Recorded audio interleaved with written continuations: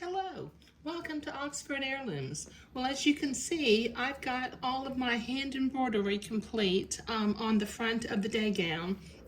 So I will set that aside because now I need to start working on sewing the pleats on the back of the day gown.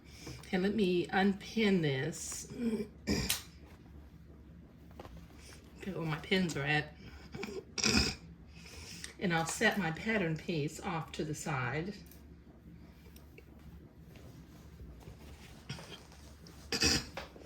Now what I have done, since I need to make mirror image right and left backs, I have written the word left and right on each of the pieces so that I will know to do the pleats on the outside of this one and the outside of the other one. Okay, so I need to go back and draw a little horizontal line at the bottom of each pleat line so I'll know where to start.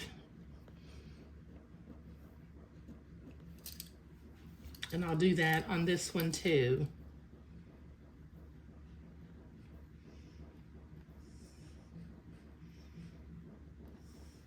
I don't have to do any hand embroidery on the back of this one. Okay, so I will start with the left hand piece and start sewing pleats. I won't show all of these pleats because this is going to be a very similar video to the last video when I was sewing pleats on the front of the gown. Okay, so I'm gonna finger fold on that line. I've got my white thread in the machine. I've got it set to a straight stitch, and I'm gonna do 1/8 inch pleats. Just dropping my needle in on that line so that I'm starting in the right place, and then sewing a 1/8 inch seam.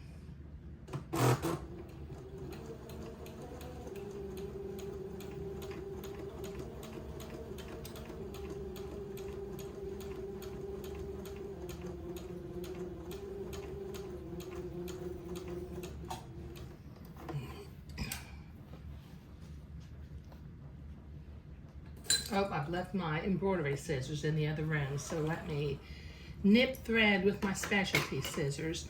So once again, I'm gonna tie an overhand knot up here at the shoulder to keep the pleat from opening up. Clip it about 1/4 of an inch away from the knot. And then I'm going to use a needle and take my loose threads to the inside of the garment. Let me get a needle. And I'll tie a knot to keep the pleat from becoming undone.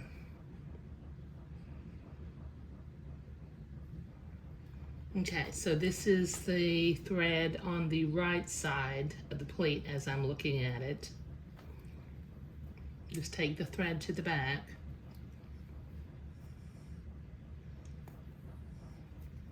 Thread the needle again.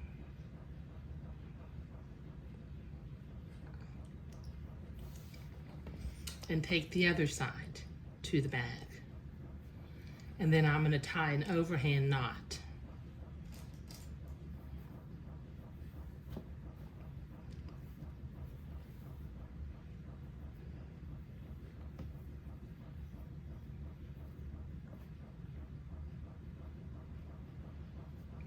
And clip it about 1/4 of an inch away from the knot. There we go. Okay, now I can finger fold that pleat toward the arm opening. And then what I'll do is I will proceed to create the rest of these pleats as I go along. Okay, and I need to do both the left side, which I'm working on, and the right side. So this will take me a while to create pleats. Okay, I've got my pleats sewn on both the left and the right side, and I went to the ironing board and I pressed them toward the armhole. While I was at the ironing board, I went ahead and pressed the facing the button placket facing toward the inside. So what I'm going to do is this 1/4 inch fold for the raggedy end or the rough end of the facing. I'm going to do a 1/8 inch hem on that facing just to make that nice and neat.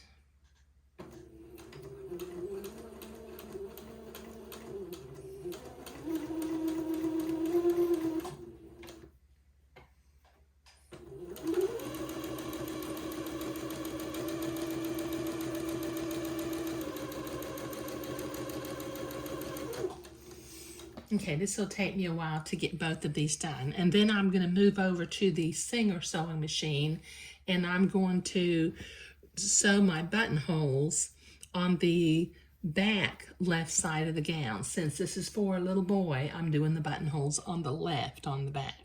So I'll be right back.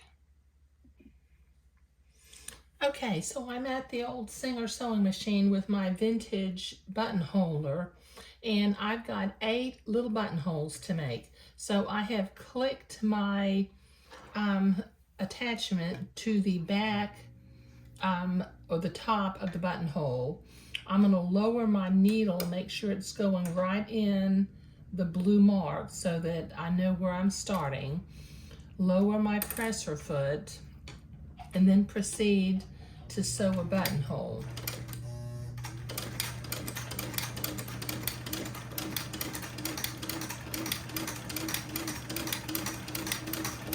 I had to switch this out for my tinier template because on the last project I was doing 3/8 inch buttonholes, and on this one I'm doing 1/4 inch buttonholes.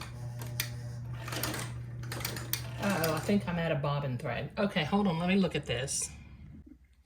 Okay, disaster averted. I had to take that buttonhole out and start over again. And if you've ever taken out a buttonhole, you know it's a little bit hair-raising.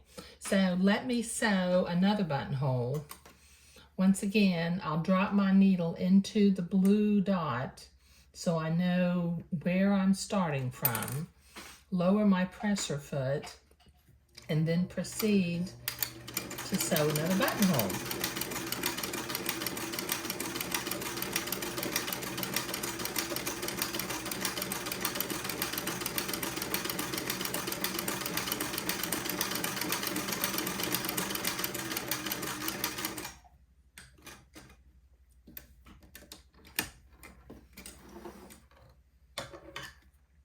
There we go, that's 2. Okay, so I have 6 more buttonholes to sew, so this will take me a couple of minutes to get them all done. But they're looking really, really pretty. Okay, all right, so I'll be right back. Okay, I've got 8 perfectly lovely 1/4 inch buttonholes. And like I mentioned before, my newer sewing machine, these little teeny tiny buttons will fall out of the buttonhole foot. So I like to use this old-fashioned machine because it has templates that look like this, and the gears follow this little path, so each buttonhole is exactly the same size. This is actually my 3/8 inch template, and I've got my 5/16 inch template in there to make the little buttonholes for 1/4 inch buttons. But that turned out real lovely. Okay, so in the next video, I will begin to construct the body of the garment. I'm going to hold off on doing the lace on the sleeves until I get the front and the back and the neckband on the garment, and then I'll start working on the sleeves. But thank you.